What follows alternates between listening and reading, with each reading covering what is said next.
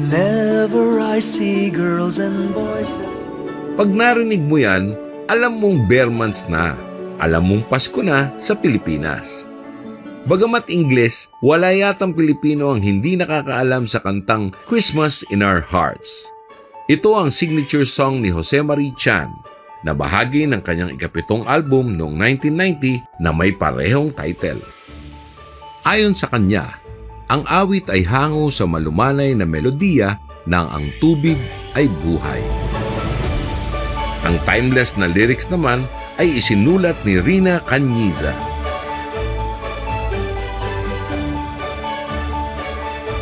Kahit ilang taon na ang lumipas, ang awiting ito ay patuloy na nagpapaalala na ang tunay na dahilan ng selebrasyon tuwing Disyembre ay upang ipagdiwang ang kapanganakan ng ating Panginoon at tagapagligtas.